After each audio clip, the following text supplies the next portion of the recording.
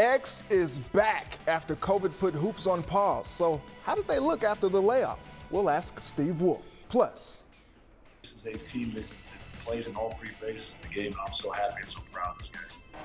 The Bearcats partied Saturday night in wet conditions, and then the playoff committee rained on the fun on Sunday. We'll talk about the Bearcats getting snubbed.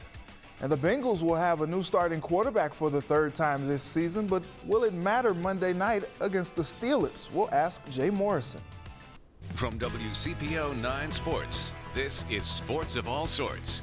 What up? Welcome to Sports of All Sorts. I'm Reggie Wilson. The Bengals spared us of our usual Sunday misery, but only by a day. All good, though, because Cincinnati does know what that winning feeling is like at this time of the year, even if the committee didn't catch the vibe. More on the Bearcats in a bit, but we start with some hoops. We knew this season would come with some challenges, and they hit early. Xavier coming back to the court after 11 days away because of COVID, an absolute thriller at the Cintas Center. 7-0. Musketeers hosting Marquette in their first Big East game of the season.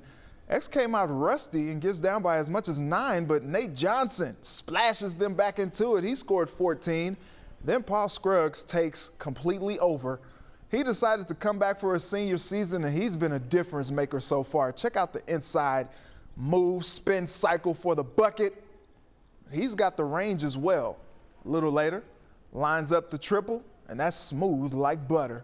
He leads the Musketeers on a 10-0 run to take the lead. A team high 29 points for him. They trail by 1 at the half. Then it turns into the Adam Kunkel show. Count the lay-in plus the foul. Like tonight's dinner in the microwave, he's heating up. When a bucket like this falls, you know it's your day. X goes up by as many as 8 points, and then the madness. Marquette down 4. Kobe McEwen step back splash from deep, plus the foul ties the game. But Kunkel is like, I see your step back, and raise you another. At the buzzer for the win, that's game. Are you kidding me? 22 points off the bench for the Cooper High School grad, and Xavier wins an absolute thriller, 91-88 to improve to 8-0. When I got that rebound, I kind of glanced at the clock, and I noticed I had a little time to separate myself from the defenders. So right when I noticed I had those couple seconds, I knew that step back off my right foot was going to be there. And then once it left my fingers, I knew that thing was going in. Just the poise that Adam had, the confidence. He's fearless. That's who Adam is. And again, I'm not shocked that he made it. It looked good. Right when I saw him about to release it, I was like, man, that's going down. Man, what a fantastic game. Joining me to talk about it is former Musketeer and CBS Sports college basketball analyst Steve Wolf. Steve, what's up? I love being with you as always, Reggie. Especially got football, we got basketball, we got a little bit of everything. I love it. Absolutely. So, Steve, Xavier came out a little rusty, but turned it on toward the end of the first half and in the second.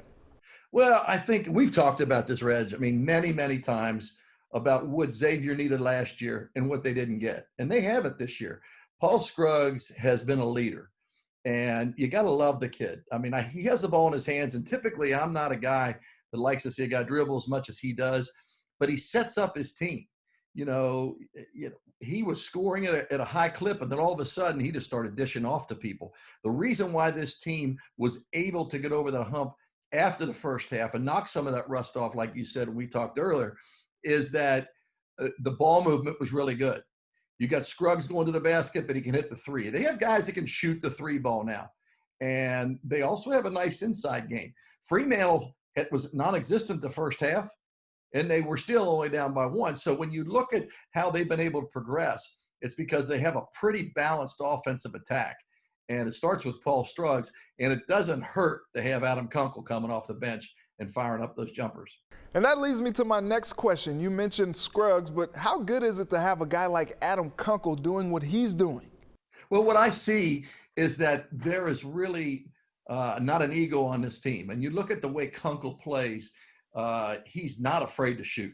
You know, in the first couple of games, some of the shots you were like, I don't know. Those are his shots. And Travis Steele allows him, you know, to have a little bit of a longer rope to take those shots. So you have guys this year that are playing so free and clear. Last year, I think they struggled with that. Really didn't have that leader at the point. Sometimes they had no vision offensively. Right now, you have inside-out game going on, and all those guys can shoot. And Kunkel coming off the bench, and the way Nate's playing has been awesome for this team. And this is a team that can shoot threes.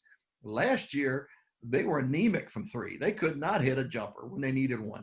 Right now, you got, Carter hitting an outside jump shot. Carter only had 2 points when he hit his three.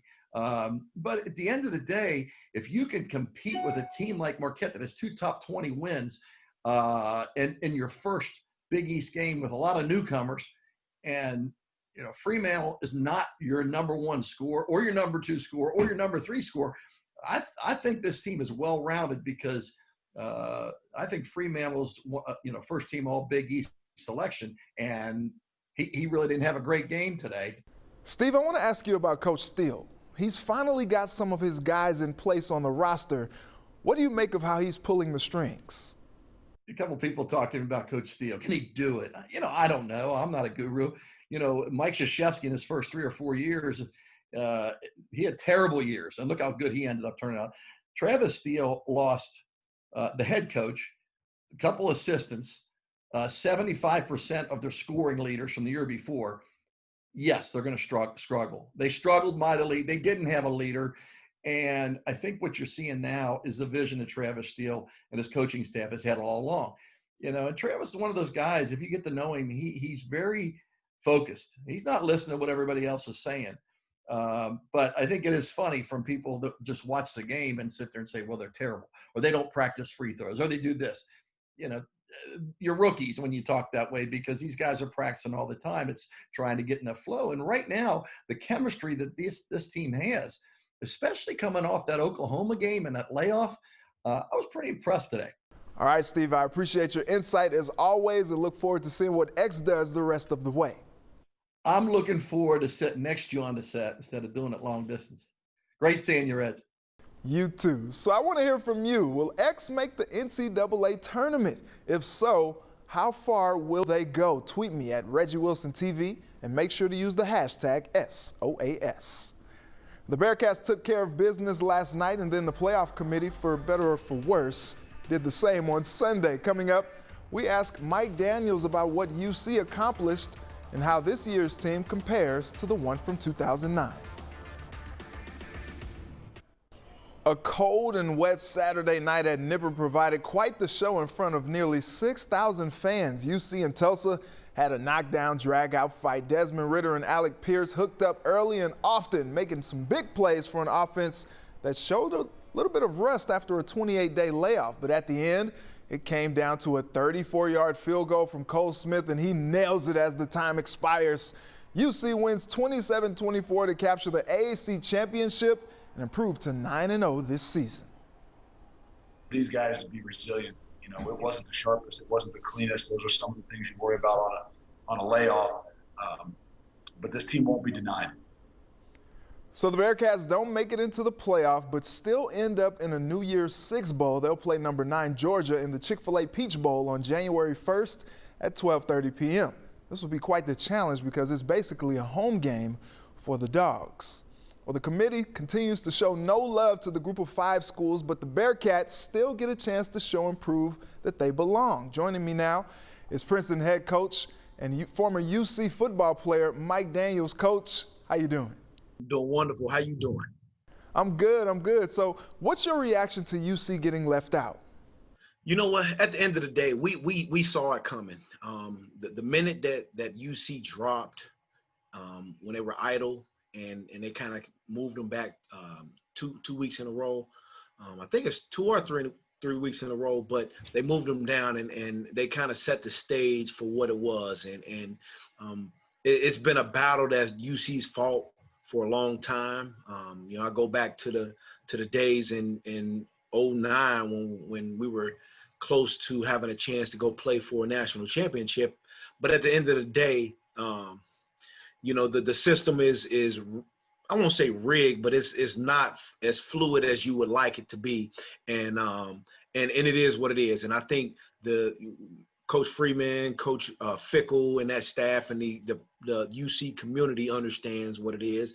But at the same time, don't ever want to take anything away from the accomplishments that they did have and do. And so, obviously you would have liked for the Bearcats to go win the game going away. And maybe that would have helped the case a little bit and applied just a little bit more pressure. But things were trending towards what we saw.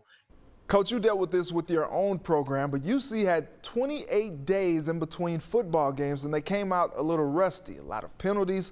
What did it say about that team that they were still able to persevere and win? It said all about what Luke Fickell and his program stands for when you're talking about just toughness and being able to grind it out. I couldn't imagine having a scenario where you haven't played and you dealing with COVID and positive tests and spikes and family issues and all these things that take place in a program, to be able to take that type of layoff and then still be able to go win a championship in a space where things aren't going the way you want them, and then you factor in the weather, the issues that you would have. You could tell they weren't hitting on all cylinders early, but they found a way to win, and that's the true testament of a champion. And I'm very proud, really am very proud of them, because it tells you that their program has depth. It has some sturdiness to it, because they were able to win a ball game that most teams would have found a way to lose. But you got a team that's coached well, that's tough, that's battle tested, and that's what you get out of it. Coach, you were a grad assistant on that 2009 UC team. How would you compare that squad to the current one? Maybe the 2009 team had a little bit more star power on offense, and the defense on this team is a little bit more dominant. But man, I wish there was a way to simulate what it would look like, because it's some of the all-time greats. And when you're talking about, you take that 2009 team with Isaiah Pede, and you got the Kelsey boys and good players, and then you take this team that's been, like I said, battle tested. You got guys playing in the Senior Bowl. You got Desmond Ritter, who's one of the greatest quarterbacks in our history of our school, and so it's something special. Luke Fickell said earlier, make no mistake, his team is excited about going to the Peach Bowl, and noted both teams have a lot to play for. What's the mindset that the team should have as they close out the season? I think if you start reading any information that's been sent out by the Bearcats, or you look at any of the Twitter accounts, or you talk to any of the coaches, the job is not done. And so, yes, we are champions, but I think for them, they understand the magnitude about finishing the season, finishing the deal. And I think when you think about it and you talk to Coach Fickell and you see how he runs his programs, the way he's wired, it is, we're not done until we're done. And I think that's the message to the boys is, hey, celebrate 24 hours, 40 hours, however long they give them to celebrate it. But at the end of the day, they're going to be playing on a New Year's One bowl. Finishing that deal would be monumental, because if you take both of those games back in 2008 in the Orange Bowl versus Virginia Tech, and you take 2009 against Tebow in his last game versus with Urban Meyer being the head coach, we lost both games. And so as nice as those seasons were, it'd be nice to finish the deal this year. And so I would imagine that Luke Fickell's message to the team is, hey, let's finish the job first, and then we can talk about, where y'all rank in the all-time great teams and those type of things. And so, and that's just how that team is wired through and through. When you start looking at the coordinators, you start looking at the head man, as he set the tone, that's how they wired. Coach Daniels, I always appreciate your time. Thanks so much. I appreciate you, brother, man. It's always good to be on here, man, and I appreciate you. Keep doing great work, and thank you for having me on. The last time the Bengals played the Steelers on Monday night, it was a bloodbath. Tomorrow could be yet another one. Coming up, we tackle the orange and black with Jay Morrison. Welcome back. Bengals quarterback Brandon Allen is out Monday night against the Steelers with a bone bruise in his knee. So Ryan Finley gets the start for the fourth time in his NFL career. His last start came against the Steelers in Week 12 last season in a 16-10 loss. Kevin Hogan, who was signed to the practice squad in late November, will be the backup. The Bengals are 2-10-1 in the middle of a 5-game losing streak and have not beaten Pittsburgh since 2015. My next guest is Bengals beat writer for The Athletic, Jay Morrison. Jay, this season has not gone how the Bengals wanted. What's the pulse of this team as it currently stands? You know, it's really hard to gauge that kind of thing this year when we're not allowed in the locker room. You can't have these informal, side conversations with guys. It's just what you see on Zoom, and they're kind of buttoned up on Zoom. I that the frustration is there. And you mentioned it, that nobody expected this. Certainly nobody in that building expected this kind of season. I think they were all hopeful that it could be something special, but if beyond that, they just thought this was going to be the stepping stone, kind of the building year to a playoff window opening in 2021. And it's been in some regards, worse than last year. So there's frustration. I'm sure there are probably a few players that are in that Carlos Dunlap camp that aren't going to the extremes that he did, but I think there is a little bit of a rift going on in there. But I think from everything we've talked to most players, they are supportive of Zach, of his vision, of his optimism that this thing is going to get turned around. And they watch tape, they see it on film, they're not getting blown out. It feels like they just need. They get it. They get the win against Tennessee, and it feels like that can be a momentum shifter, and it wasn't.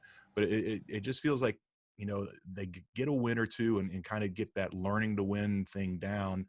This could turn around, but at this point now, 3 games left. I mean, what really does that matter? Momentum is not going to carry into next year. And the only thing winning games right now would basically be solidify that Zach comes back. I think that's still up in the air right now. But these last 3 games are going to help Mike Brown make that decision in his mind. And it's not necessarily if they lose them all that Zach's gone, but if they continue to lose ugly with fights and turnovers on their first 3 possessions and those type of things, I could see a change being made next year. Joe Burrow going down exposed a lot of Bengals deficiencies. Is it an indictment on how this team is assembled? Well, it is, but I don't think it's a surprise. We went into this season knowing that the offensive line was going to be an issue. And you're right, Joe just masks so many of those issues with how fast he got the ball out and the quick decision making, the ability to when he wasn't getting it out right away, his ability to get out of pocket and extend plays and make plays out of nothing. But they went into this season knowing that you can't fix everything in one offseason. And I don't think it's a big surprise to see them struggle as much as they have with Joe going down, because we knew this was a thin roster. We knew it was a suspect offensive line. We knew the defense had issues. It's just really unfortunate because they went into the season, they had a chance to sign a backup quarterback, and they insisted they were not going to. And the only reason they even brought Brandon Allen in was because of COVID, because of they needed an emergency quarterback. You remember they didn't sign him. I think it was September 1st. It was really late into this before they even brought him in, because I don't know if the thought process was we don't want to see Joe Burrow possibly struggle and have any sort of controversy where you've got a veteran on the bench. And the other issue was they knew that Joe Burrow was going to get almost all of the reps, that they needed to get this guy ready. And I think part of it too is they knew that if Joe Burrow went down, it was going to look like this. And a veteran backup quarterback isn't going to make that big of a difference. Now, next year, yes, they need to bring in a veteran presence because the expectations are going to be a lot higher next year. Jay, is there any reason to give the Bengals a chance on Monday night? I'm a guy that always, my motto is never bet against the trend. And Big Ben is 15-2 at Paul Brown Stadium. I think he's got more wins there than almost everybody on that Bengals roster. So I would never pick a Bengals win. Is it possible? Yeah, maybe. Pittsburgh has not been playing well. They're not the offensive juggernaut that they look to be earlier in the year. And if the Bengals are gonna figure out a way to. It's going to be a 20-14, a 20-17, that kind of games that we've seen where the Bengals are struggling even to get to double digits right now. So they're going to need special teams to make a play, maybe defense to get a turnover against Ben, and then really rely on that defense to exploit the struggles that Pittsburgh has had the last couple weeks. I think they cover. I think they cover the 12.5 spread, but I can't go as far as picking an outright win. How about that, Jay, providing game analysis and getting us ready for our bad beats. Jay Morrison, thanks so much for taking the time. All right, great talking to you. All right, we'll be right back to wrap up the show. Welcome back. Well, it's been real, it's been fun, it's been real fun, but we gotta go. I'd like to thank my guests Steve Wolf, Mike Daniels, and Jay Morrison for joining me tonight. And thank you to my village who helped me put this all together. Thank you for watching. The next time I see you will be in the new year. So until then, be safe, have a good night, a Merry Christmas, and a very blessed week.